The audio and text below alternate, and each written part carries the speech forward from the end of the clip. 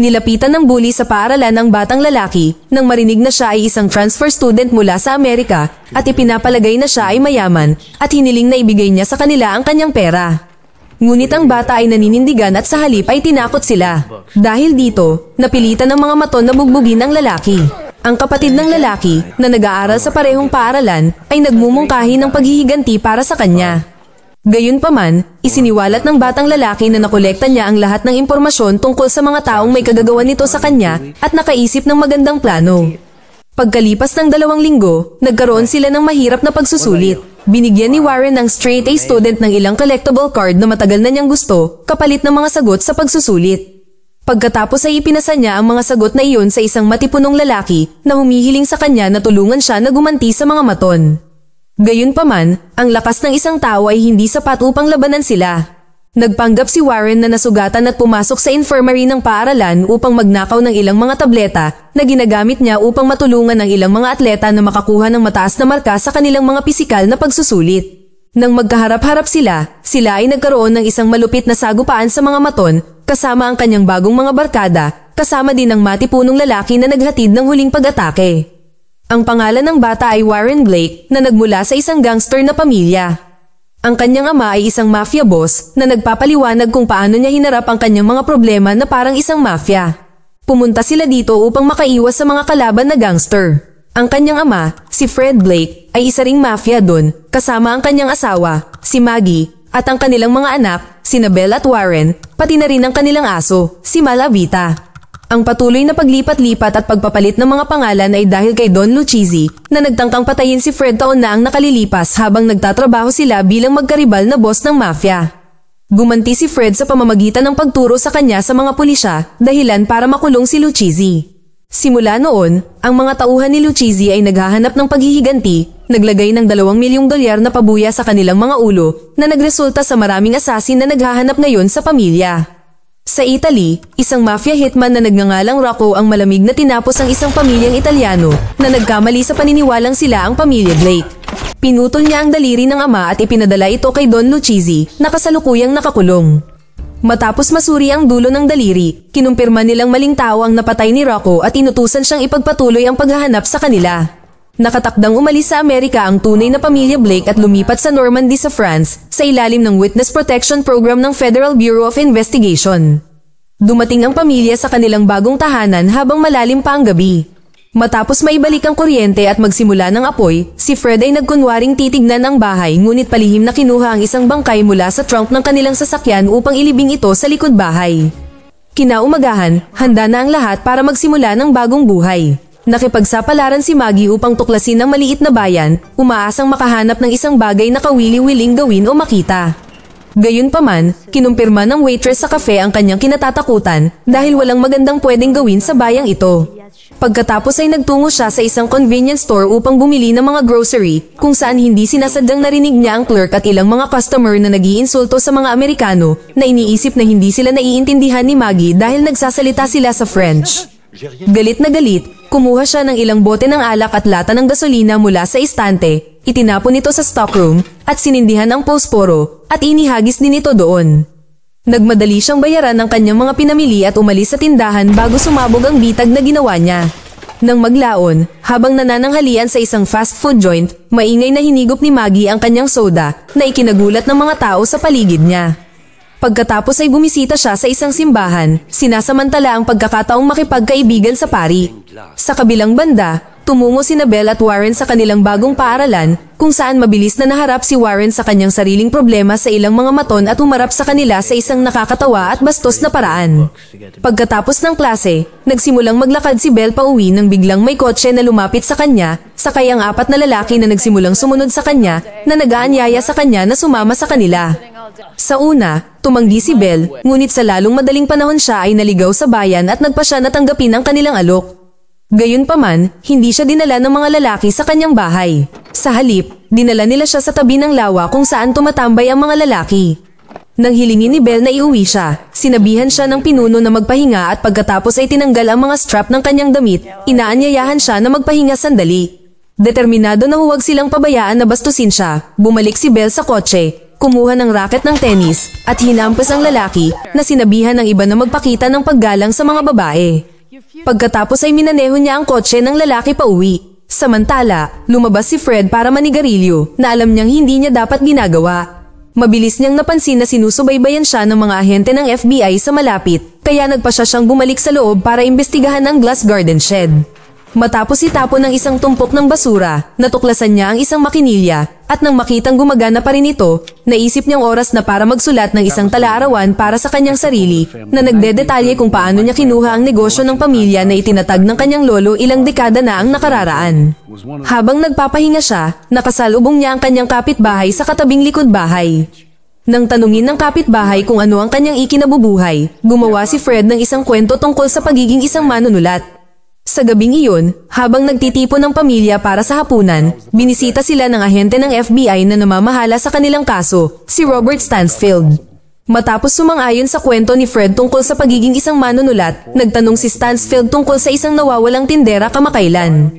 Sinabi ni Fred na wala siyang alam, ngunit sa katotohanan, pinatay niya ang tindero dahil sa pagbebenta sa kanya ng seafood, dahil sinabi niyang ito ay sariwa, ngunit ang totoo, nakailang araw na ito. Sa katunayan, ang katawan na kinuha niya sa likod ng sasakyan ay ang tindero na tinapos niya.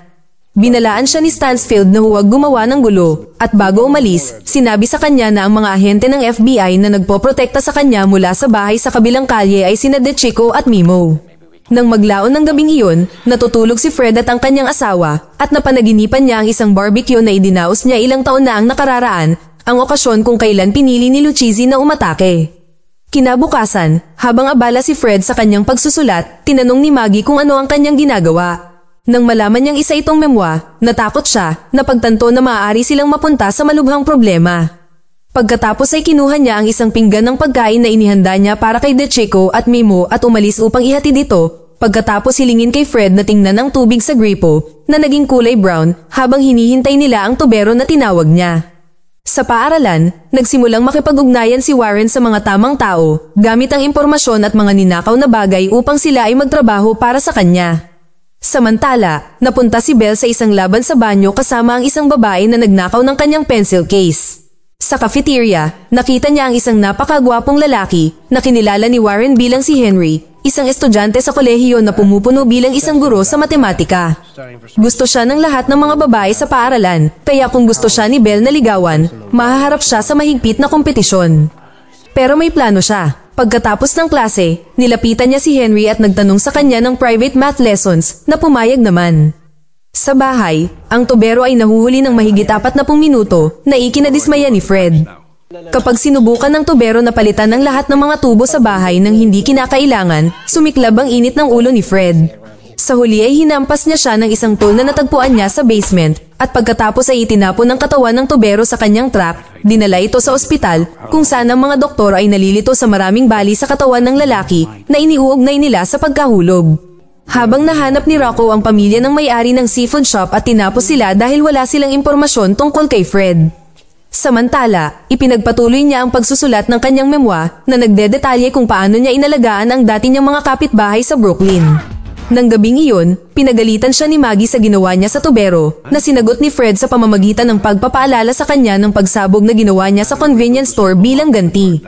Habang papalapit ang katapusan ng linggo, nagpa siya ang pamilya na magdaos ng barbecue na nag-aanyaya sa lahat ng mga kapitbahay. Kahit na hindi sila masyadong nasasabik tungkol dito, iginiit ni Stansfield na makakatulong ito sa kanila na mas mahusay na maisama sa komunidad. Tinanong ni Maggie si Belle tungkol sa lalaking inimbitahan niyang si Henry at pinaalalahanan siyang mag-ingat. Tiniyak ni Belle sa kanya na huwag mag-alala dahil hindi siya magmamadali sa anumang bagay sa isang silid-aralan. Plano niyang pumili ng tamang oras at lugar para makasama ang kanyang one true love. Pagkatapos, pumasok si Warren na may dalang ilang bote ng soda na sinasabi sa kanyang ina na iwaksi ang French cuisine at lumipat sa American fare dahil iyon ang inaasahan nila. Lumalabas na tama siya. Dumating ang mga kapitbahay upang tingnan ang kakaibang Yankee at tuwang-tuwa silang kainin ang kanilang kakaibang pagkain. Maging sina DeChico at Mimo ay pinapayagang umalis sa kanilang mga post at sumali sa kasiyahan. Ang tanging wala ay si Fred mismo na natagpuan ni Belle sa hardin. Ang pagsusulat sa kanyang buhay ay parang nakatitig sa salamin sa loob ng maraming oras at napagtanto niyang pinagsisisihan niya ang hindi pagiging isang mas mabuting ama na inilagay sila sa mahirap na sitwasyon. Gayunpaman, hindi sumasang-ayon si Belle. Sinabi sa kanya na sa palagay niya ay siya ang pinakamahusay na ama sa mundo. Dahil mas mabuti na ang pakiramdam niya ngayon, sumali si Fred sa party. Ngunit nang simulan ng mga kapitbahay na turuan siya kung paano magsimula ng apoy, nagalit siyang muli. Iniisip niya ang iba't ibang paraan upang pahirapan sila dahil sa kanilang kabastusan, ngunit sa kabutihang palad, nagambala siya ni Stansfield, nakararating lang. Ang dalawa ay nag-uusap ng private, kung saan ipinapaalam ni Stansfield kay Fred na ang mga tao sa White House ay nag-aalala tungkol sa librong kanyang isinusulat dahil maaari itong magdulot ng problema para sa marami. Tinitiyak sa kanya ni Fred na isinusulat niya ito para sa kanyang sarili at walang planong i-publish ito. Sinabi rin niya kay Stansfield na ang testimony ni Fred laban kay Lucchese ay ang pinakamahusay na patalastas na mayroon ng FBI dahil parami ng parami ang mga dating miyembro ng lumang mafia crew ni Fred na lumalapit para sa proteksyon kapalit ng mas ligtas na buhay.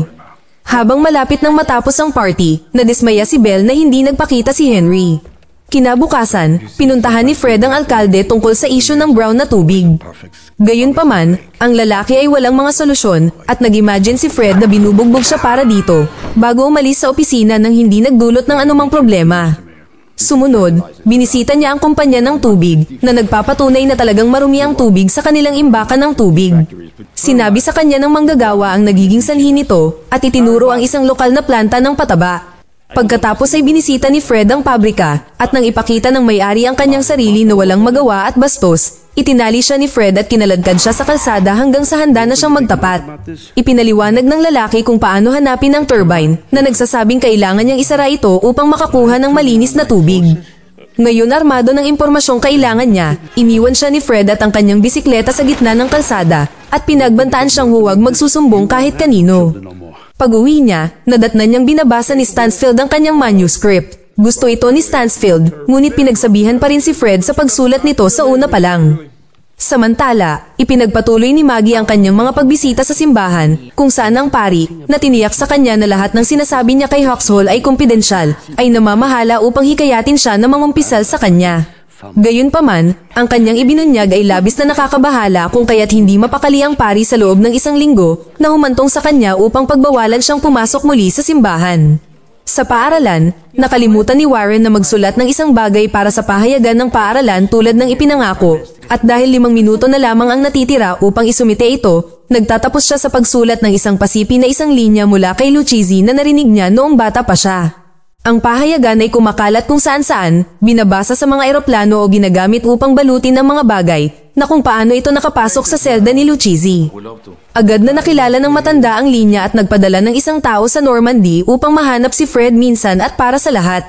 Pagkatapos ng paaralan, binisita ni Belle si Henry sa kanyang lugar at pagkatapos i-lock ang pinto, nagkaroon sila ng panandaliang kaligayahan.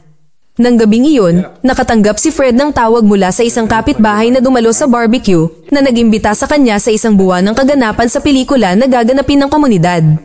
Manunood sila ng sine at pagkatapos ay pag-uusapan ito. Dahil ang ipapalabas nila ay isang klasikong pelikulang Amerikano, umaasa silang magagabayan ni Fred ang talakayan sa kanyang kadalubhasaan bilang manunulat. Sumang-ayon si Fred, ngunit nagpakita si Stansfield pagkaraan ng ilang minuto na sinasabi sa kanya na masamang ideya ito. Dahil nakikinig ang FBI sa lahat ng kanyang mga tawag, hindi sumasang-ayon si Fred sa paniniwalang ito ay isang magandang paraan upang ipakita na magkakasundo sila at nakumbinsi si Stansfield na sumama sa kanya para sa kaganapan. Kinabukasan, ang marahas at kriminal na gawain ni Warren ay natuklasan ng lupon ng paaralan na nagudyok sa kanya na magmadaling umuwi upang kumuha ng pera at pekein ng mga dokumento upang makatakas sa Pires, kung saan plano niyang magsimula ng sarili niyang negosyo tulad ng ginawa ng kanyang ama noong 13. Bago umalis, nagpaalam siya sa kanyang kapatid na babae na broken-hearted dahil sa crush niyang si Henry. Hindi talaga siya nito gusto. Gusto lang niyang makatikim ng Amerikana. Ngayong nakapagtapos na siya, papunta na siya sa Pires. Inilagay ni Fred ang isang manika sa upuan na humantong sa FBI na maniwala na siya ito at pagkatapos ay lumabas siya ng bahay upang magtanim ng bomba sa turbine para maging brown muli ang tubig. Pagkatapos, nakipagkita siya kay Stansfield at pareho silang dumalo sa kaganapan ng pelikula kung saan natuklasan nilang manonood sila ng Goodfellas. Iniisip ni Stansfield na ang ideyang ito ay mas masahol pa ngayon, ngunit itinuro ni Fred na ang pag-alis bago magsimula ang pelikula ay magiging mas kainahinala. Pagkatapos ng pelikula, hiniling nila kay Fred na sabihin sa madla kung gaano katumpak ang paglalarawan ng buhay sa New York. hindi na siya makapagpigil pa, nagsimula siyang magbahagi ng kanyang mga karanasan bilang isang boss ng mafia doon na ipinapalagay ng mga manunood na gawa-gawa lamang ang mga kwentong ito. Gayunpaman, hindi pa rin sumasang-ayon si Stansfield sa paniniwalang si Fred ay nawalan ng kontrol at tinawag niya sina DeChico at Mimo upang tipunin ang kanilang mga pamilya at simulan ang Plan B. Samantala, naghihintay si Warren sa istasyon para sa tren papuntang Pires habang si Belle ay nasa bubong na tumatawag kay Henry, nagbabantang magpakamatay kung hindi siya babalik para sa kanya. Sa sandaling iyon, nakita ng magkapatid ang isang grupo ng mga hitmen ng mafia na nakapasok sa bayan na nagudyok sa kanila na umuwi upang bigyan ng babala ang kanilang mga magulang, lalo na pagkatapos subukan tawagan sila ni Warren nang walang tugon. Dahil nabigo si Maggie na sumagot sa oras, pinatay ng mga hitmen ang lahat sa istasyon ng pulisya at ginamit ang mga record upang mahanap ang address ni Fred. Pinatumba din nila ang mga bumbero at sinira ang mga gulong ng truck ng bumbero. Si Maggie, kasama sina DeChico at Mimo, ay pumunta upang tingnan ng mga bata dahil nawawala sila. Sa sandaling iyon, isang pagsabog ang yumanig sa bayan. Ito ay ang nakaplanong bomba ni Fred na nakatakdang sumabog ngayon upang bigyan siya ng alibay sa panahon ng kaganapan sa pelikula. Inihatid siya ni Stansfield pauwi, binabalaan siyang manatili sa loob habang aalis siya upang makipag-usap sa pulisya. Gusto na ring umuwi ni Maggie, ngunit paglabas niya, nakita niya ang mga misteryosong lalaking nakaitim, kaya bumalik siya sa loob kasama sina DeChico at Mimo. Sinubukan niyang tumawag sa bahay, ngunit hindi ito sinasagot ng kanyang asawa. Ang mga hitmen ay nakarating sa bahay, naglunsad ng RPG sa lugar at pinatay ang lahat ng mga kapitbahay na lumabas upang makita kung ano ang nangyayari. Maswerte si Fred, narinig niya ang tahol ni Malavita bilang isang alarma at namamahala upang magtago sa hardin, nakatakas ng hindi nasasaktan. Sinubukan siyang puntahan ni Maggie, ngunit nang marating ni DeChico at Mimo ang pintuan, binaril sila ng isang hitman at nagbabantang pagsamantalahan ang kahinaan ni Maggie bago siya patayin. Sa sandaling iyon, dumating si Fred, sinunggaban ng hitman at sinakal ito mula sa likuran, habang si Maggie ay naghahanap ng kutsilyo at ginagamit ito upang wakasan ang hitman. Samantala, habang ang lahat ng mga hitmen ay abala sa paghalungkat sa mga nasira sa bahay at nagtatalo kung papatayin ang aso, si Warren at Belle ay nagpakita at nagnakaw ng ilang mga armas mula sa trunk ng kotse ng hitman. Isang putukan ang naganap, kung saan sina Warren at Belle ay pinatumba ang karamihan sa mga hitmen, maliban kay Rocco. Dahil sa malakas na recoil ng baril, nawalan ng malay si Warren at ibinagsak siya ni Belle sa lupa at nagsimulang tumakas, umaasang mauubusan muna ng bala si Rocco. Gayunpaman, ang matanda ay nagpapatunay na nakakagulat na matibay. Hinahabol siya hanggang sa biglang lumitaw si Stansfield na nabangga siya ng kanyang sasakyan. Habang ang mga inupahan na hitmen ay maaaring patay na lahat, ang pagkakakilanlan ng pamilya ay nalantad na pinilit silang lumipat muli sa isang bagong bayan at kumuha ng mga bagong pagkakakilanlan. Gayunpaman, natutuwa si Fred na may bahagi niya ang kanyang kwento sa karamihan, kahit na iniisip nilang lahat ito ay peke. Mag-subscribe para sa higit pang mga video na tulad nito, i-on ang notification at mag-iwan ng like para matulungan ang aming channel. Salamat sa panunood.